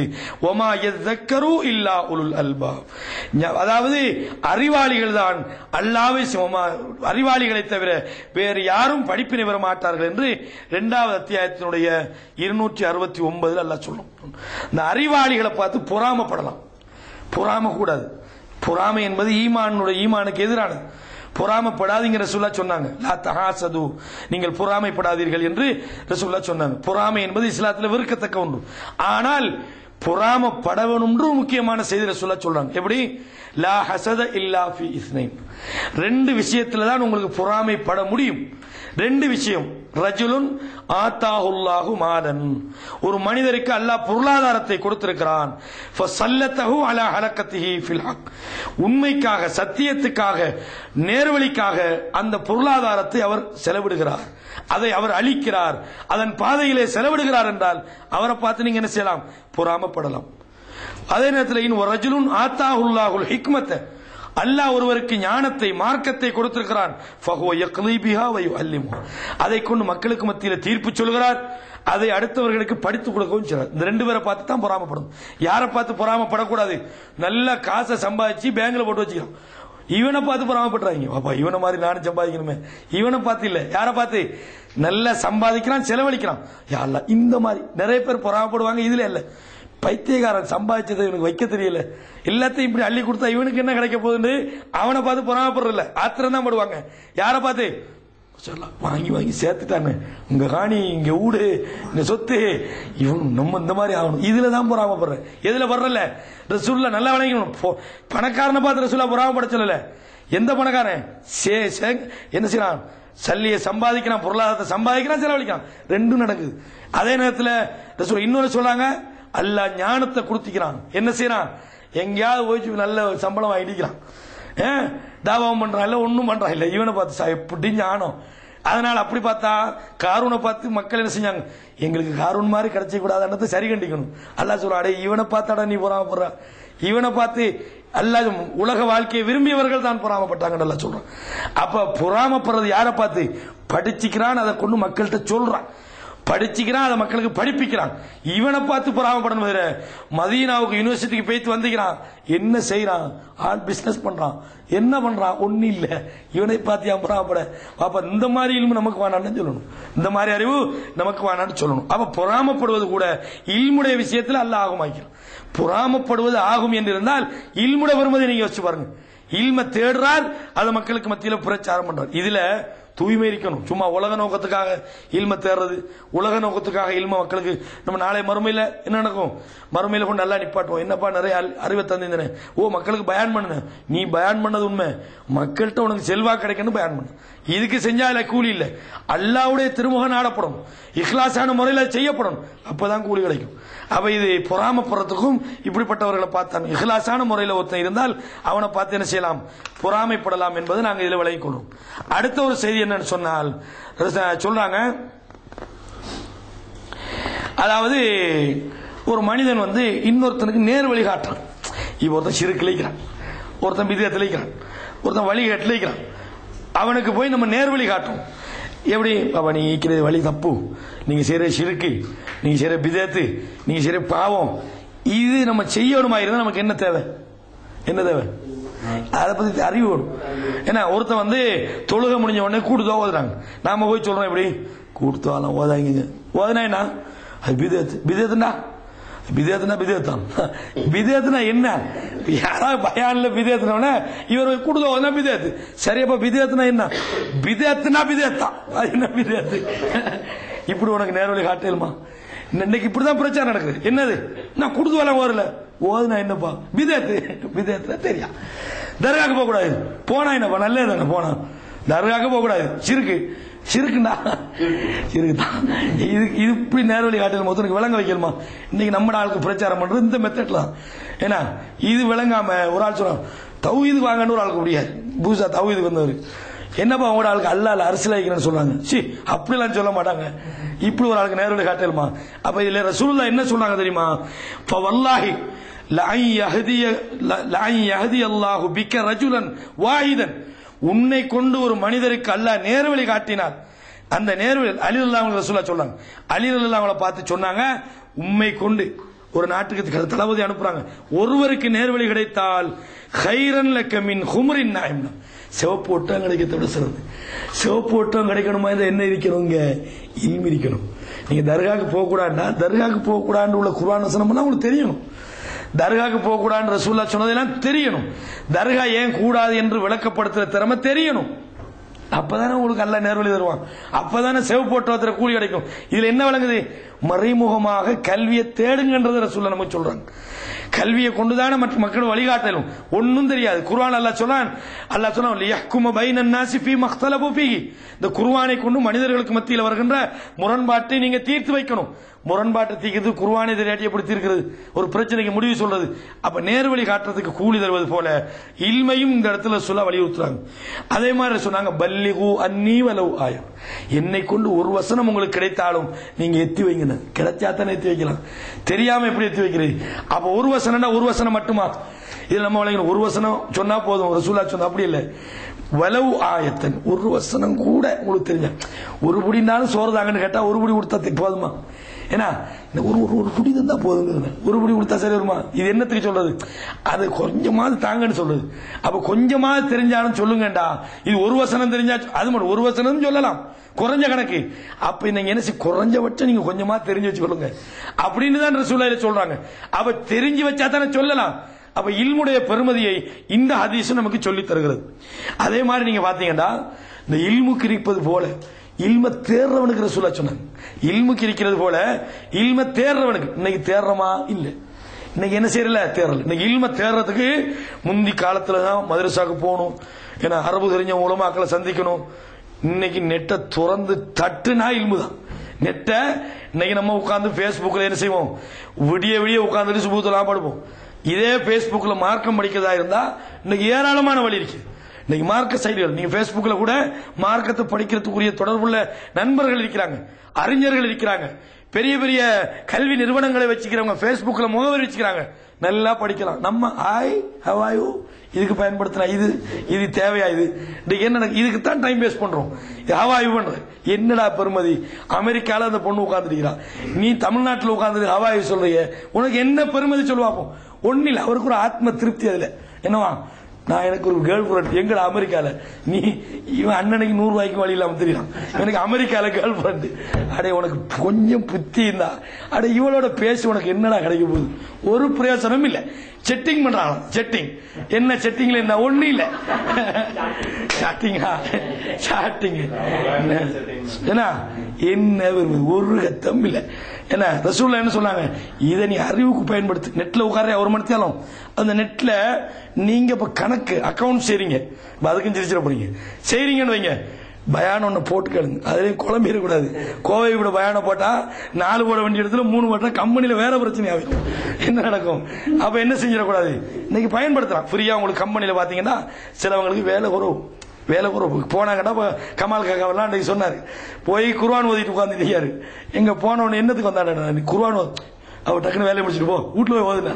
இந்த மாதிரி கம்பெனில சான்ஸ் கிடைக்குது. நிறைய பேருக்கு வேலை கொஞ்ச நேரம் தான், ஆனா கம்பெனில இருக்கணும். இந்த மாதிரி ஆளுக்கு என்ன செய்யுங்க, ஒரு ஐபோட வாங்கி என்ன செய்யுங்க, குர்ஆனை போட்டுக்கிடுங்க, ஒரு 10 பயானை போடுங்க, கேளுங்க. எவ்வளவு வசதி இருக்கு தெரியுமா? என்ன இல்ல எல்லா வசதியும் சும்மா சிம்பிளா. முந்தித்தான் சிடி வாங்குறதுக்கு 25 ரூபாய் காசு கொடுக்கணும், 50 ரூபாய் காசு கொடுத்தா தான் சிடி கிடைக்கும். அதை போய் போறதுக்கு சிடி பிளேயர் வேணும், இல்லாட்டி டிவி வேணும். இன்னைக்கு அதான் வேணும். நீங்க வச்சிருக்கிற போன்லயே ஒரு மெமரி சிப் வாங்கினா பயான போட்டு எவ்வளவு வலிக்குது மண்டைக்கு. இதை இவ்வளவு வசதி இருந்தும் படிக்கல என்றால், இல்முக்கு முயற்சி செய்யலண்டா என்ன கருத்து? நமக்கு அதை பத்தி தேவையில்லைன்னு கருத்து. நமக்கு அதுல ஆசை இல்லை. இன்னைக்கு என்ன மோடி அந்த சூரத்துல் பகரால 2வது வருஷம் என்ன, சூரத்துல் பகரால 2வது வருஷம் 55 வயசுக்கு பிறகு தெரியலன்னா நமக்கு என்ன, சூரத்துல் பாத்தியாக்கு என்ன கருத்து தெரியல. அப்ப நம்ம மைனஸ்ல இருக்கிறோம். அதுக்குரிய ஆசை இல்ல, அதுக்குரிய நோக்கம் இல்ல, அதுல பெருமதி வழங்கல. ரசூலுல்லாஹ் என்ன சொன்னாங்க தெரியுமா? மன் சலக தரீகன் யல்தமிசு ஃபீஹி இல்மன் ஸஹலல்லாஹு லஹு தரீகன் இலல் ஜன்னah. எவன் ஒருவன் அறிவை தேட வேண்டும் என்ற முயற்சியில் ஈடுபடுகிறாரோ, இந்த இடத்துல மன் சலக தரீகன், யார் ஒரு பாதையால் நடந்து செல்கிறாரோ, இந்த சலக தரீகன்றது நடக்கிறது மட்டும் வராது, அதுக்கு சிற முயற்சி. அரபுல அப்படி மாஷி என்பாங்க, விஷயம் நடந்துகிட்டு இருக்குன்றது. மாஷினா நடக்கிறது தான் சொல்றது, மனுஷன் நடக்கிறதுன்னு சொல்றது, ஒரு வேலை நடக்கிறதுன்னு சொல்லுவாங்க. ஏன்னா அது மாஷி என்று சொல்லுவாங்க தானே, நடக்குதுன்றது. அவ இங்க அறிவை தேடுகின்ற முயற்சியில் யார் ஈடுபடுகிறாரோ, இந்த முயற்சி எப்படி? போன்ல ஹெட்போன் அடிச்சுக்கிட்டு நீங்க கேட்கலாம், அல்லது ஐபோட வச்சுட்டு கேட்கணும், அல்லது நெட்ல உட்காந்துக்கிட்டு படிக்கணும், அல்லது ஒரு ஆள்கிட்ட பயானுக்கு இருந்தா அறிவை தேட தான் வந்துக்கிறீங்க, அறிவை பத்தி கேட்கறீங்க, ஹதீஸை கேட்கறீங்க. இது மாதிரி முயற்சியில நீங்க ஈடுபட்டால் அல்லாஹ்வுடைய தூதர் சொன்னாங்க, சொர்க்கத்துக்கு போறது அல்லாஹ் லேசாக்கி விட்டுரும். எவ்வளவு பெரிய சிறப்பு! சொர்க்கத்துக்கு போற வழியை அல்லாஹ் உங்களுக்கு லேசுபடுத்துவான் என்று ரசூலுல்லாஹி ஸல்லல்லாஹு அலைஹி வஸல்லம் அவர்கள் சொல்லி காட்டுறாங்க. அது மட்டும் இல்ல, மன் தா இலா ஹுதன், யார் ஒருவரை நேர்வழிக்காக அழைக்கிறாரோ, நீங்க ஒருவரை கூப்பிட்டு சிறுக்கில இருந்து ஒருவரை பாதுகாத்துறீங்க, நேர்வழி கூப்பிடுறீங்க, கானலஹு மினல் அஜ்ர் மிஸ்லு உஜூரி மன் தபிஅஹு, யாரு இவரை பின்பற்றுறாங்களோ, நான் ஒருத்தருக்கு சொன்னேன், அதை கேட்டு அதன்படி நடக்கிறார், ஒரு ஆள் தொழாம வைக்கிறார், அவரை தொழ வச்சுட்டேன், ஒரு ஆள் தௌஹீதை தெரியாம வைக்கிறார், அவருக்கு தெரிய வச்சுட்டேன், இப்படி தெரிய வச்சால் அவர் தொழுகிற தொழுகையிலிருந்து உங்களுக்கு அப்படி கூலி கிடைக்கும். ரசூலுல்லாஹ் எப்படி சொன்னாங்க? இவரை யார் பின்பற்றி அந்த வேலையை செய்தார்களோ அவர்களுடைய கூலியிலிருந்து கிடைக்கும், ஆனா செஞ்சவருக்கு குறையா ரசூலுல்லாஹ். இவர் சொல்லி கேட்டு நான் செஞ்சா ஏண்ட கூலியில் அவருக்கு போனா எனக்கு ஒண்ணு மிக்காத, அப்படி வச்சிடக்கூடாது. லா யன்குசு ذلك மின் உஜூரிஹிம் ஷைஅன், அவன கூலியிலிருந்து ஒன்னும் குறையாது, உங்களுக்கும் கிடைக்கும். இப்ப உதாரணமா, இப்ப நான் தொழுகிறேன், எனக்கு 27 மடங்கு நன்மை கிடைக்கும் வைங்க. ஜமாத்துக்கு நீங்க ஒரு ஆளை வலியுறுத்திட்டீங்க, அதே 27 மடங்கு அவருக்கும் கிடைக்கும். அவர் சொல்லாம நீங்களா தொழுதிருந்தாலும் உங்களுக்கு 27 தான், அவர் சொல்லி செஞ்சாலும் 27. அல்லாஹ் என்ன செய்றார்? இன்னொரு ஆள் மூலமாக கிடைச்சதுக்காக அவருக்கும் சேர்த்து அந்த கூலிய அல்லாஹ் கொடுக்கிறான்றது நீங்க பார்க்கணும்.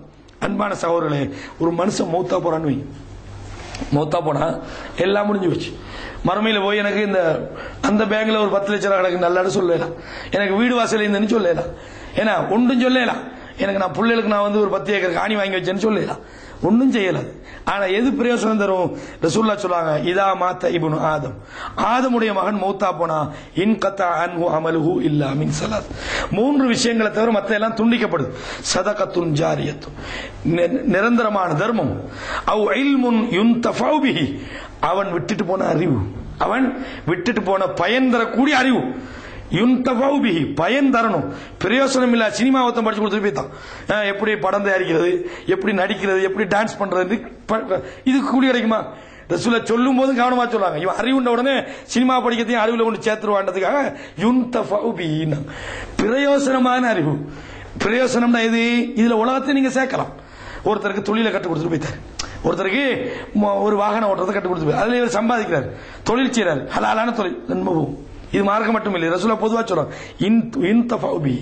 பயனளிக்கக்கூடிய கல்வி. மார்க்கம் எடுக்கும், உலகத்துல பயனுள்ள கல்வியை கற்றுப்போனா அதிலே நன்மை கிடைக்கும். இது ரெண்டையும் நீங்க செய்யலாம், விளங்கலாம். அவ் வலதுன் சாலிஹுன் யதுஉ லஹு, அவருக்காக பிரார்த்தனை செய்யக்கூடிய மகன் என்று சொல்கிறாங்க. அதே மாதிரி சொன்னாங்க, மன் ஹரஜ ஃபீ தலபில் இல்ம், அறிவை தேடி யார் வழிக்கிழமை சொல்றாரோ கான ஃபீ சபீலில்லாஹ் ஹத்தா யர்ஜி, திரும்பி வரும் வரையும் அவர் அல்லாஹ்வுடைய வழியில் இருப்பார் என்ற செய்தியை ரசூலுல்லாஹ் சொல்றாங்க. அறிவை தேடுகின்றவர்களுக்காக இன்னல்லாஹ வ மலாயிகத்துஹு வ அஹ்லு ஸமாவாத்தி வல் அர்த், அல்லாஹ்வும் வானவர்களும் வானம் பூமியில் இருக்கின்றவர்களும் ஹத்தன் நம்லத்து ஃபீ ஜுஹரியா, பொந்துல உள்ள அதாவது சின்ன எறும்புகளும் வஹத்தல் ஹூத்து, கடல்ல வசிக்கிற மீனும் லயுஸல்லூன அலா முஅல்லிமின் நாஸ் கைரன், நல்லவற்றை படிக்கின்ற மாணவர்களுக்காக பிரார்த்தனை செய்கிறது. சுப்ஹானல்லாஹ். ஏன்னா வானம் பூமியில் உள்ளவர்கள், மலக்குமார்கள், அதே மாதிரி ஹத்தன் நம்லா எறும்பு, பொந்துல உள்ள எறும்பு, கடல்ல வசிக்கிற மீன், இவைகள் எல்லாம் லயுஸல்லூன அலா முஅல்லிமின் நாஸ் கைர், நல்லவர்களுக்கு, அதாவது யார் முஅல்லிமின் நாஸல் கைர், நல்லதை படித்துக் கொடுக்கின்றவர்களுக்காக பிரார்த்திக்கிறது. சுப்ஹானல்லாஹ். எப்படிப்பட்ட சிறப்பு! நீங்க ஒரு இதுக்கு நீங்க நினைக்க கூடாது பெருசா படிப்பீங்க, ஒரு 10 விஷயத்தை ஒரு ஆளுக்கு சொல்லிக் கொடுங்க, இதுல உளவியல் ரீதியாக நிறைய பிரயோஜனம். நீங்க சொல்லிக் கொடுத்தா உங்களுக்கும் மறக்காது. இப்ப நான் ஒரு பயான் பண்றேன்னு வைங்க, பயான் பண்ணா எனக்கு பெரும்பாலும் அந்த ஹதீஸ் மறக்கல. ஏன் தெரியுமா? உள்ளத்துல அப்படி பதியும். ஒரே செய்தியை ஒரு 10 இடத்துல சொன்னேன். இப்ப நீங்க யோசிப்பீங்க, சார் ஹதீஸ் என்ன டக் டக்குன்னு சொல்றாரு, இவர் எப்படி பாடமாக்குனாரு? ஏன் தெரியுமா? உங்களுக்கு அந்த அனுபவம் இல்லாதால சொல்றீங்க. இவருக்கு எப்படி குர்ஆன் வசனம் வருது, எப்படி ஹதீஸ் வருது, டக்குன்னு பார்க்காம எப்படி சொல்றாரு? ஒன்னும் இல்ல, இது சீன வித்தே அடிக்கிறாங்க. சீன வித்து ஒன்னும் இல்ல, நீங்க செஞ்சா உங்களுக்கு வந்துடும். சும்மா ஒரு ஆள் வந்து எப்படி நீஞ்சிறாரு அப்படி நீங்க கற்பனை பண்ணீங்கன்னா நீஞ்சிற பெரிய வேலையா தெரியும். நீங்க அடிச்சு நீஞ்சி பாருங்க, இதான் சப்ஜெக்ட் அப்படின்னு. அப்ப அல்லாஹ்வுடைய தூதர் சொல்றாங்களே, நல்லவற்றை கற்றுக் கொடுக்கின்றவர்களுக்காக வானம் பூமியில் உள்ளவர்கள், அதே மாதிரி மீன்கள், அதே மாதிரி எறும்புகள் எல்லாம் துஆ செய்கிறது என்றால் எவ்வளவு சிறப்பு. இந்த சிறப்பு பெறதுக்கு நீங்க பெரிய கல்லூரி நடத்த தேவையில்லை. ஒரு ஆளை உட்கார வச்சுட்டு 2 விஷயத்தை சொல்லிக் கொடுங்க, அதுவும் கூட என்னது கல்வியில வந்து சேரும். அப்ப இதெல்லாம் நமக்கு அல்லாஹ்வுடைய தூதர் சொல்லித் தரக்கூடிய சிறப்பு. இதே மாதிரி நீங்க பாத்தீங்கன்னா, மன் சலக தரீகன் யப்தகி ஃபீஹி இல்மன், அறிவை தேடி ஒரு பாதையில் ஒருவர் நடந்து சென்றால், முயற்சி செய்தால், ஸஹலல்லாஹு லஹு தரீகன் இலல் ஜன்னah. அதாவது இது வேற ஒரு ரிவாயத்தில் வரக்கூடிய செய்தி. அதாவது அல்லாஹ் தஆலா அவருக்கு சொர்க்கம் போற வழியை இலகுபடுத்துகிறான். வானவர்கள் வந்து என்ன செய்றாங்க, இன்னல் மலாயிகத லதலவு அஜ்னிஹத்தஹா லிதாலிபில் இல்மி ரிதன் பிமா யத்லுபு. அறிவை தேடுகின்றவனுடைய அவனை பொருந்திக் கொண்டவனாக என்ன செய்கிறார்கள், மலக்குமார்கள் அந்த ரெக்கைகளை தாழ்த்துகிறார்கள். வ இன்னல் ஆலிம, ஒரு அறிவாளிக்கு வானம் பூமியில உள்ளதெல்லாம் அவனுக்காக பாவ மன்னிப்பு தருகிறது. ஹத்தல் ஹீத்தானு ஃபில்மா, தண்ணீரில் வசிக்கிற மீன் அப்படின்னு சொல்றாங்க. மீன் உட்பட எல்லாமே அல்லாஹ்விடத்தில் இவனுக்காக பாவ மன்னிப்பு தருகிறது என்ற செய்தியை ரசூலுல்லாஹி ஸல்லல்லாஹு அலைஹி வஸல்லம் சொல்லி காட்டுறாங்க. அன்பான இஸ்லாமிய சகோதரர்களே, அப்ப அறிவு என்பது முக்கியமானது. அறிவை தேடினால் கடமை என்ன? தெரிஞ்சா சொல்லணும்.